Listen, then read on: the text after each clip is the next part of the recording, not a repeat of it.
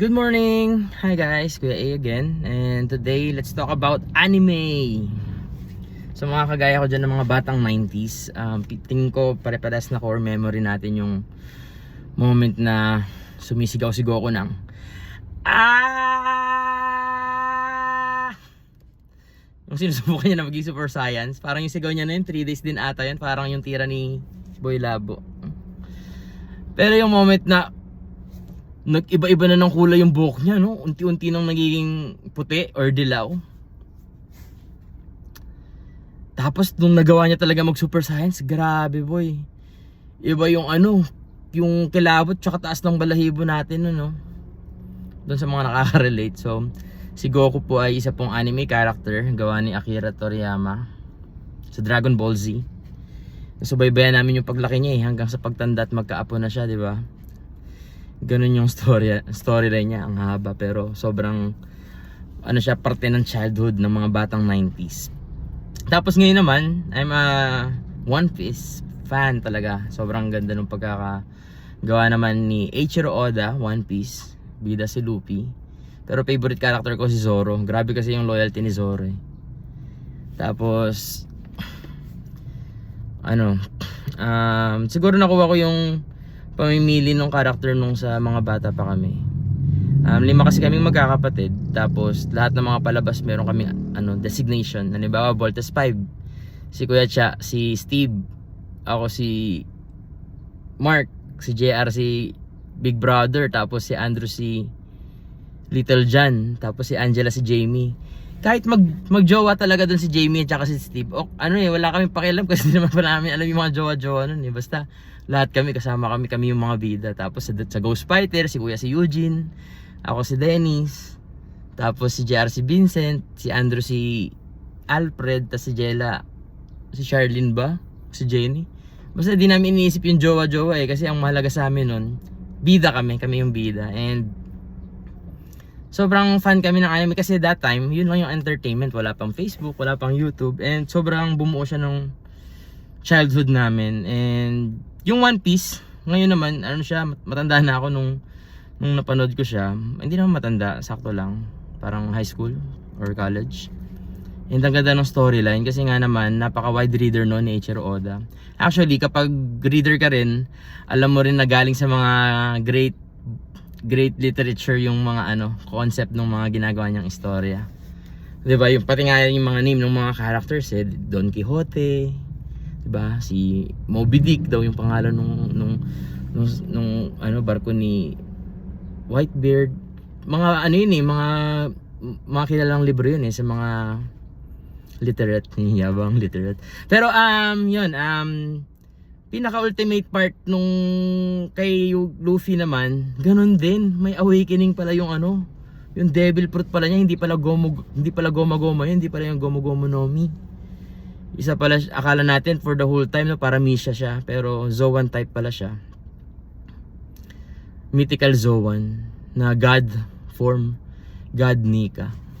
Kumbaga ultimate pala siya, hindi pala siya basta-basta lang na na sinumpang prutas. Kaya pala hawak ni Shanks yun kasi grabe pala yung history nung sinumpang prutas na yun. Pero grabe rin naman talaga yung kilabot at tindig balahibo nung tugtog. Yung patay na si Luffy eh. Tapos ngumiti, boy. Ngumiti, patay na ngumiti. Tapos biglang naging puti yung buhok, naging puti yung damit, naging puti yung lahat ng kasuotan. Ang galing lang kung totoong nangyari yun, no? May totoo bang gano'n? Siyempre sasabihin nyo sa anime lang nangyayari yun, no? Pero paano ko sabihin ko sa inyo na sa history, sa totoong buhay, may nangyaring gano'n. May nagbago ng anyo, tas naging puti yung buhok. Naging kulay apoy yung mata. Di ba si Goku yung mata niya, black, nagiging blue, light blue. Si Luffy, nagiging white din yung mata niya no? White ba? Pero gano'n. Pero sa totoong buhay, nangyari talaga yun. Actually, dahil nga siguro mga wide reader sila, probably dito nila nakuha yung concept na yun. Transfiguration. Yung pagbabagong anyo. And syempre, akala ko anime Kuya alam ko naman saan patutunguhan ito. Totoo naman. Si Jesus po yung pinaka-original na nag-super saiyan at saka nag-awaken. Nung panahon na malapit na siyang ipako sa krus, pumunta sila sa bundok Tapos ang sinama niya lang si Peter, James at John. Hindi yung nasa isang parang nasa tent lang or nasa camp site nila. Doon sa nasa bundok din naman, pero hindi doon sa lugar na kung saan kasama niya si Peter, James and John, yung mga ibang disciples. Nandoon din naman sa bundok. Pero si Peter, James and John kasama niya in a secluded place, sila lang. Then suddenly nag-iba ng anyo si Jesus. Ang dali lang niya basahin sa Bible parang mabilis na pangyayari lang siya. Pero pag in-imagine mo if you were there, 'di ba? Halimbawa tayo? Ano 'yan, yung may robot, yung Superbook, yung pumupunta tayo dun sa Tapos makikita mo yung transfiguration. Gusto kong malaman ano kaya 'yun, no? Tatanong ko yung kay Pedro, paano 'yung nangyari, Kuya Pete? Biglaan ba 'yun? Biglang naging puti yung buhok, unti-unti parang Goku, tsaka parang Luffy, bing bing bing bing, gumaganon. Pero ang amazing lang how that happened. Nagbago yung anyo niya, tapos nakita nila si Elijah at si Moses. Si Elijah at si Moses. Ewan ko paano nila nakilala yung Elijah at Moses, no? May mga rebulto. Kaya paano nila nasabi si Elijah at si Moses yon? Probably discernment. Pero wala pa silang Holy Spirit this time. The Holy Spirit is so into Jesus. Dumating lang yung Holy Spirit nung umakit na siya sa langit at naibaba niya sa mga tao. Or napadala niya sa tao, the day of Pentecost. Pero, back to the story tayo. Nakita nila si Elijah and Moses. And alam nyo ba, sa history ulit, sa libro, history proven that these people exist.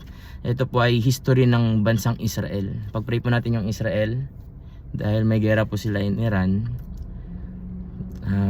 Pag-pray natin yung magkaroon na ng kapayapaan at kalinga dun sa mga na-trauma na mga bata, na mga pamilya na nawalan.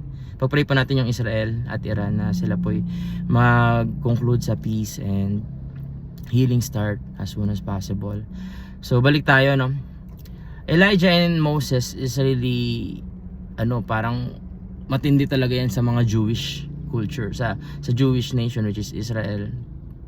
Ngayon kasi mas lamang na yung Muslim sa Israel, pero back in their days, sa panahon ni Jesus, Peter, James and John, alam nyo ba na pag binasa nyo yung Bible, etong si Moses, nung nilibing siya, si Yahweh yung naglibing sa kanya mismong si God. Naglibing kay Yahweh. Amen. Si Yahweh, si God, ang naglibing kay Moses. At alam nyo ba dun sa bandang last part ng buhay niya, sinabi dun, pero hanggang sa panahong ito, wala pang nakakaalam kung saan siya nilibing ni Yahweh. Something fishy, right? Tapos si Elijah naman, siya?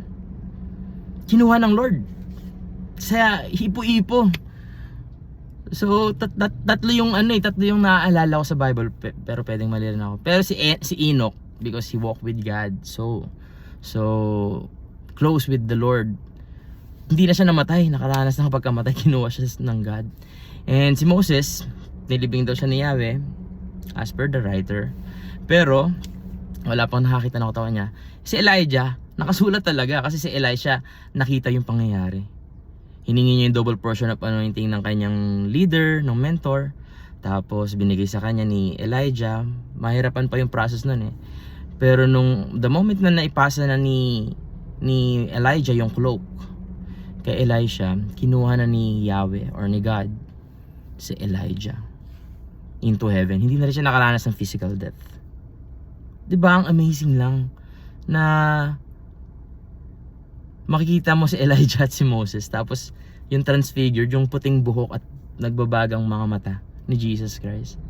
Ang sabi kagad ni Pedro, gawa natin ng rebulto, Jesus.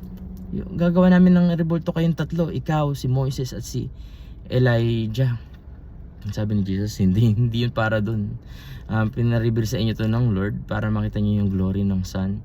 Pero hindi para tumayo sila ng tolda or ng rebulto, hindi. So hindi sila pinayagan ni Jesus. Alright. So yun lang. This shows the divinity of Christ na He's not only human. Pangalawa, this apparently pinapawalang bisa niya yung Marcionism na nagsasabing si Yahweh and si El Elyon or God Most High are two different God. Kasi mabawalan ng saysay lahat ng foreshadowing. Di ba si Eiichiro Oda, foreshadowing, galing yan. Lahat ng foreshadowing mawawala. Kasi yung Old Testament foreshadowing siya ni Christ.